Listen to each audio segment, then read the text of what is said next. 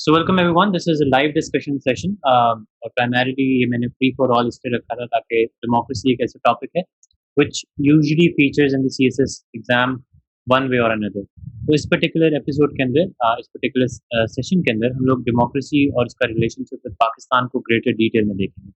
हम लोग देखेंगे कि democracy के हमारे what were the hopes when we started off as a nation and what were the hurdles, what were the challenges to democratic evolution, and then we'll also look at the sustainable democratic world.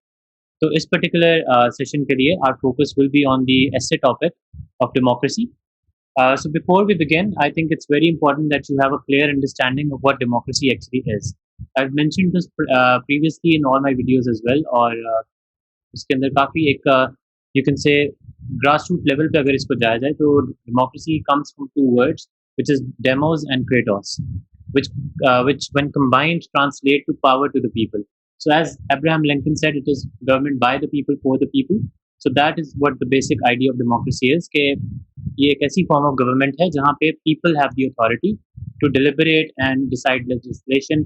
वो अपने rulers को elect करते हैं, उनको guide करते हैं कि वो किन किन चीज़ों पर लेजिस्लेट करें. तो प्राइमरीली डेमोक्रेसी का मकसद या फिर मतलब ये है कि एक ऐसी फॉर्म ऑफ गवर्नमेंट जहाँ पे लोगों के हाथों में पावर हो, लोग डिसाइड करें कि उनको किस तरह से रूल होना है और किस किस से रूल होना है. So that is the basic idea of democracy. और अगर इसके हम लोग एसेंशियल्स देख लें तो एक डेमोक्रेसी के अंदर जो एक आप कह सकते हैं की एलिमेंट्स होते हैं which make any form of government a democracy, that would be कि उसके अंदर फेयर इलेक्शंस होते हैं, फ्री एंड फेयर इलेक्शंस. जो जिस बंदे को आप चूज करना चाहते हैं, जिसके साथ मेजोरिटी होती है, तो वो इलेक्ट होकर आगे आ जाता है. उसके साथ ही साथ देयर सिविलियन सुप्रीमेसी कि जो सिविल सेटअप है, जो कि इलेक्टेड गवर्नमेंट है, that has the power to make legislation, that has the power to decide the course of the country, and that has the power to work for the betterment of the people. So civilian supremacy is a very key ingredient here. And third aspect of this, you can say, is rule of law. तो ये तीन elements को अगर आप देखें तो that primarily makes up a democracy कि fair election हो, सिविलियन सुप्रीमेसी हो और रूल ऑफ लॉ हो. रूल ऑफ लॉ का मतलब अगेन यही है कि सबके लिए कानून बराबर हो. So that these three are the main elements of a democracy. So now that we've understood the concept of democracy, we'll move on to the further aspects of it. देख लेते हैं कि डेमोक्रेसी एक ऐसा सेटअप है जिसको काफ़ी it has been well touted as the best form of government. There are various various political scientists like Larry Diamond who stated that the best form of government is a democracy. तो उस particular case में अगर आप उस particular case study को देखें तो importance of democracy ये रहती है कि डेमोक्रेसी ने काफ़ी वाइटल रोल प्ले किया है स्टोरी ऑफ सिविलाइजेशन में. It has help transform the world from power structures of monarchy to popular rule, self determination and peaceful coexistence. तो जो ये सारी चीज़ें हैं जिसके अंदर आपका एक सेल्फ डिटर्मिनेशन हो, लोगों के पास अपनी आज़ादी हो खुद को रूल करने की, साथ ही साथ पीसफुल कोएग्जिस्टेंस हो, तो ये सारी जो ट्रांजिशन आई है ये डेमोक्रेसी के आने के बाद ही आई है. उसके साथ ही साथ if you are an IR student you would understand democratic peace theory, even though ये पॉलिटिकल साइंस के अंदर भी आ गया, लेकिन it's more of international relations theory. जो डेमोक्रेटिक नेशन होते हैं वो यूजुअली वॉर पे नहीं जाते, वो यूजुअली पीसफुल होते हैं. So that is the idea behind it. और साथ ही साथ रिप्रेजेंटेटिव डेमोक्रेसी का भी आइडिया आ जाता है कि how democracy actually empowers the people and increases their involvement in the political process. तो इस तरह से डेमोक्रेसी की एक काफ़ी इंपॉर्टेंस है because it allows for participatory governance and it allows for peaceful coexistence.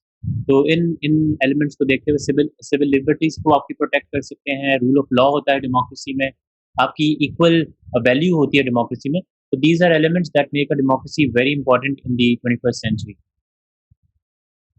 So we've already covered the idea of what a democracy is and what its importance is. अब हम लोग move on करते हैं कि democracy का असल में पाकिस्तान के अंदर क्या relationship रहा है और पाकिस्तान के अंदर democracy कैसे रही है. तो इसके लिए सबसे पहले हम लोग देख लेते हैं कि hopes of democracy in Pakistan क्या रही थी. कि जो हम लोगों ने nation बनाया था अपना, जो पाकिस्तान हम लोगों ने आज़ाद करवाया था, तो उस आज़ादी में डेमोक्रेसी का क्या रोल रहा था. तो इसका सबसे बेहतरीन रोल कायदे आज़म की हिमसेल्फ कोटेशन से आ जाता है कि I do not know what the ultimate shape of the constitution is going to be, but I am sure that it will be of a democratic type. So the very idea behind Pakistan was to make it a democratic setup जहाँ पे लोगों के पास power हो, जहाँ पे लोग लोगों के अंदर इक्वालिटी हो, उनके पास सिविल लिबर्टीज़ हो, रूल ऑफ लॉ हो, सिविलियन सुप्रीमेसी हो और लोग खुद डिसाइड कर सकें कि उनको कौन रूल करे और वो खुद डिसाइड कर सकें कि उनको क्या-क्या चीज़ें किस तरह की लेजिस्लेशन चाहिए। तो that was the idea behind Pakistan.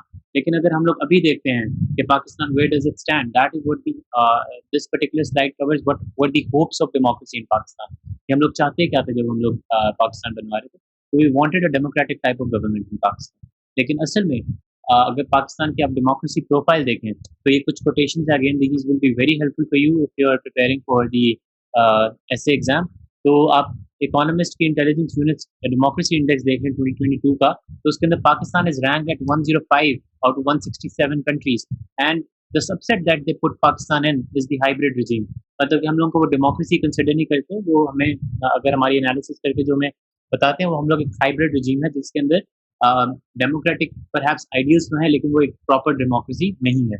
साथ ही साथ अगर आप रूल ऑफ लॉ की बात करते हैं, तो हमारा करप्शन परसेप्शन इंडेक्स के ऊपर हमारी ranking is 140 out of 180 countries. So that again is very concerning.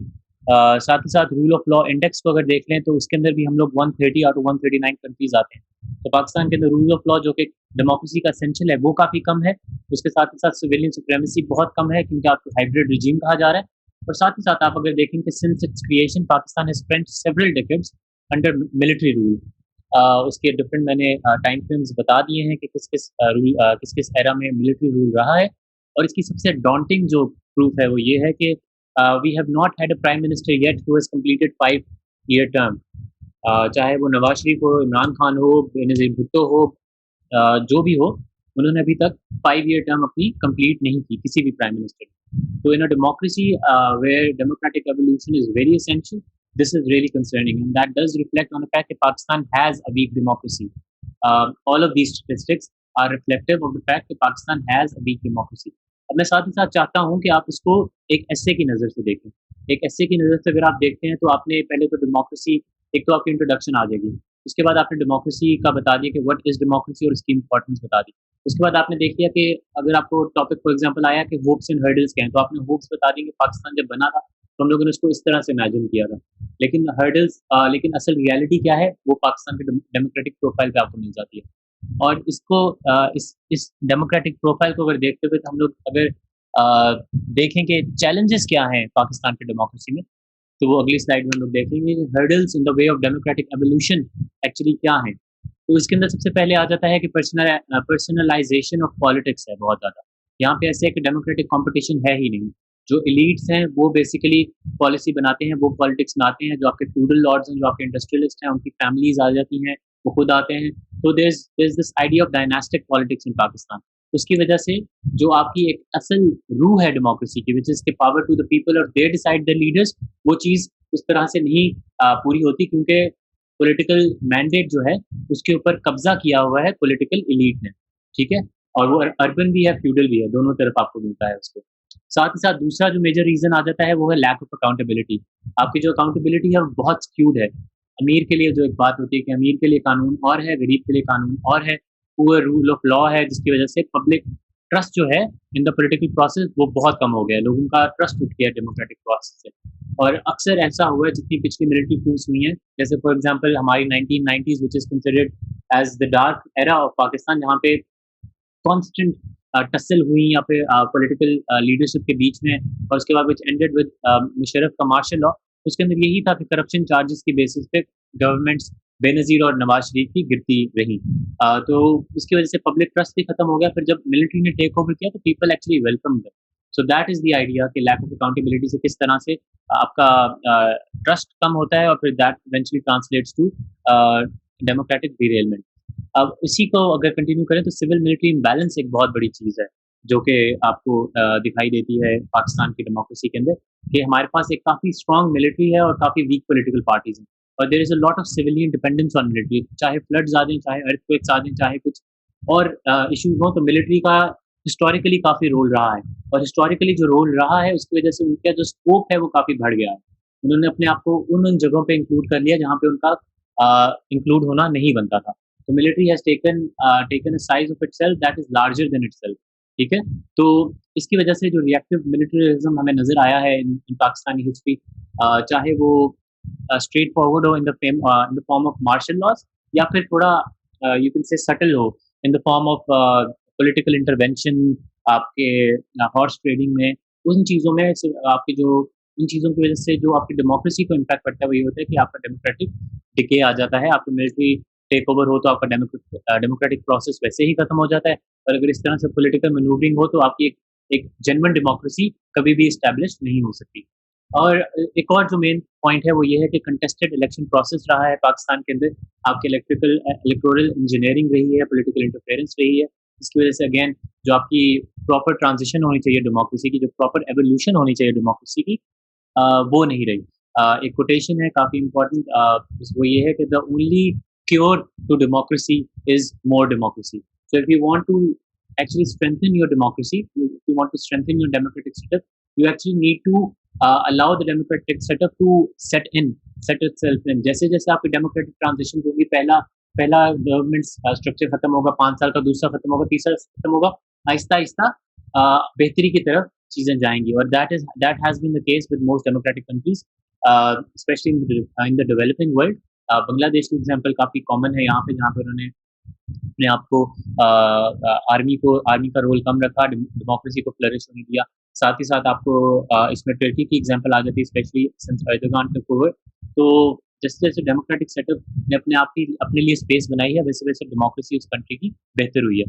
अगर आप इसके अंदर साथ साथ अदर हर्डल्स देखना चाहें तो अदर कॉजेज में इलिटरेसी आ जाता है, इनफेक्टिव गवर्नेंस आ जाता है, कॉलोनियल लेगेसी आ जाता है कि हमारे जो इंस्टीट्यूशन हम इन लोगों ने इनहेरिट किए वो चीज़ें भी काफ़ी मतलब कि हमारी डेमोक्रेसी की एवोल्यूशन को इम्पैक्ट किया उन्होंने। अब इस चीज़ों के लिए मेरे पास कुछ रिसोर्सेज़ हैं। Those of you who are with me in the evaluation session, उनको साथ में वो एक सेपरेट ग्रुप है हमारा, उसमें शेयर करूँगा कि इलिटरेसी का क्या पॉइंट रहा है, कॉलोनियल लेगेसी के ऊपर अगर आपको आ जाता है तो उसको कैसे देखेंगे। But for those of you who have just joined for the free session, तो ये कुछ चीज़ें भी हैं that you can look into. So now that we've covered the hurdles in the way of democratic evolution, we'll look at the way forward कि क्या हो सकता है हमारे लिए।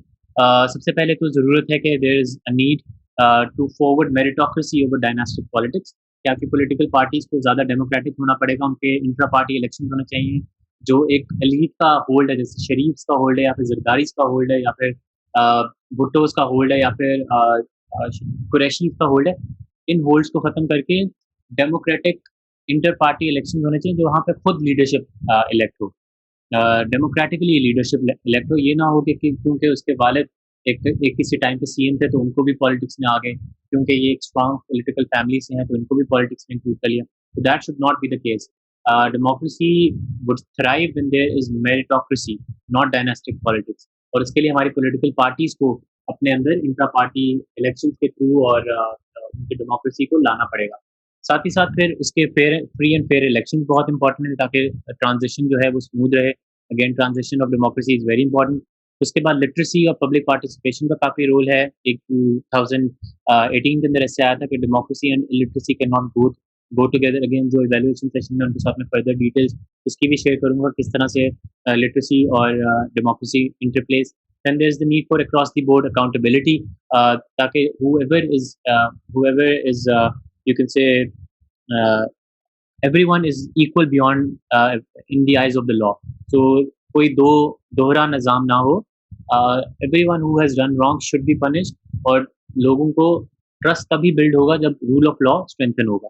साथ ही साथ there is a need for institutional development. Civil institution जो हैं they should be developed, they should be strengthened so that they can take charge of things। आपकी मिनिस्ट्री ऑफ डिफेंस स्ट्रांग होना चाहिए, आपका पीडीएमए स्ट्रांग होना चाहिए, ताकि आपके कोई डिजास्टर मैनेजमेंट है उसके अंदर आपको मिलिट्री को ना बुलाना पड़े, आप खुद आपकी इतनी रिसोर्स हो कि आप खुद उनको हैंडल कर सकें, ताकि military stage to its role of security और वो पॉलिटिकल इंटरफेरेंस और सोशल वेलफेयर के अंदर ज़्यादा इन्वॉल्व ना हो।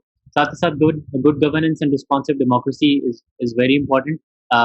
कि आपकी डेमोक्रेसी जो है it should respond to the wishes of the people. Only when it responds to the wishes of the people can you realise the ideals of democracy, क्योंकि democracy again is a government by the people for the people, so it should be by the people and it should be for the people as well। कि जो उनकी demands है, जो उनकी requirements है, उसके ऊपर हो डेमोक्रेसी का setup.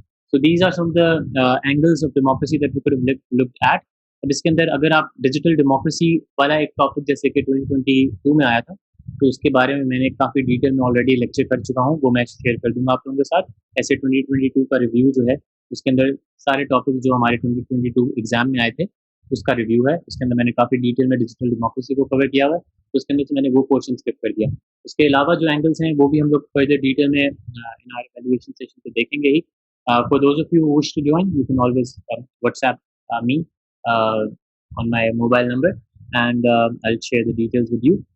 Some of the final words here, which resources, again, this is for those of you who have joined as part of the free session. आप लोगों के लिए final words यही हैं कि once you've looked at it from all of these angles, try writing, implementing these statistics, these arguments, these analysis, ताकि आप समझ सकें कि आप प्रैक्टिकल जब एक एसे लिखेंगे किसी पर्टिकुलर टॉपिक में तो आप उनको कहाँ-कहाँ पे इन एरियाज़ को फिट इन कर सकते हैं। For those of you who are with me in the evaluation session, कुछ रिसोर्सेज़ मैं आपके साथ शेयर कर दूँगा अभी ग्रुप के अंदर। Will also have right after I and this class, I have a question answer session with you all, तो वो उसका लिंक मैं आपके साथ ग्रुप में शेयर कर दूँगा।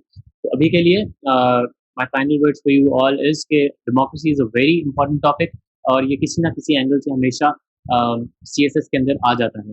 उसकी मेजर चीज़ें तो सेम रहेंगी, डेमोक्रेसी की डेफिनेशन सेम रहेगी, डेमोक्रेसी के चैलेंजेस अगर उसने उस एंगल से पूछा हुआ सेम रहेंगे, डेमोक्रेसी का फ्यूचर जो पाकिस्तान में वो चीज़ें सेम रहेंगी। तो उसके लिए आपको अगेन थोड़ा-सा ये lecture is complete in itself, लेकिन it's not the entirety of what you should be expecting the examiner to test you on. You do need to do your research और उसके लिए मैं आपको एनकरेज करूँगा कि you do go through some solid resources जैसे कि Dahl की किताब है या फिर आपको जो डेमोक्रेसी की काफ़ी ज़्यादा आपको लेक्चर्स मिल जाएँगे, हसन अस्करी साहब के मिल जाएँगे मिलिट्री इम्बैलेंस के ऊपर। तो वो चीज़ें, वो resources are very important for you to cover.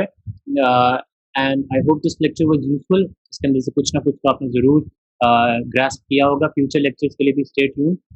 WhatsApp group के ऊपर मैं कुछ ना कुछ शेयर करता रहूँगा for the free sessions as well. तो do subscribe to that, and thank you for listening. For more information you can reach out to me on my Facebook and Instagram. यहाँ पे दोनों पे मैं resources शेयर करता रहता हूँ। साथ ही साथ YouTube पे कुछ lectures related to essay writing वो भी मैं आपके साथ शेयर करूँगा ताकि you can go through what the technicalities of essay writing are. And I hope this session was useful and I'll see you again soon. Allah Hafiz.